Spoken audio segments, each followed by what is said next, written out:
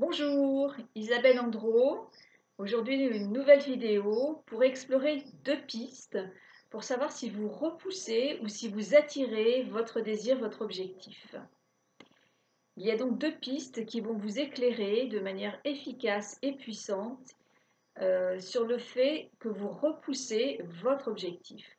La première, c'est lorsque vous vous focalisez sur toutes les actions que vous avez à entreprendre pour atteindre votre objectif.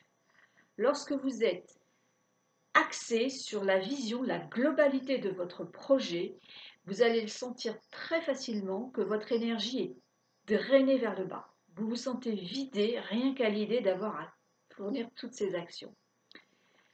Vous repoussez votre objectif quand vous êtes dans cette perspective. Revenez au moment présent. Revenez très simplement à l'étape logique suivante à fournir. Restez focalisé sur le ici et maintenant. Trouvez l'énergie et la plus stimulée possible, la plus dynamique possible pour faire cette étape. Félicitez-vous une fois qu'elle est réalisée, puis de nouveau concentrez-vous sur la nouvelle étape. Ainsi, vous allez avancer et attirer votre projet. Voilà la première piste.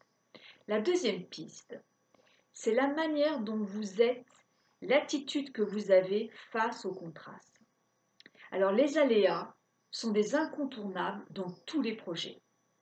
Et si vous n'apprenez pas à développer une attitude de créativité face aux imprévus, face aux contrastes, vous allez repousser votre objectif, votre désir.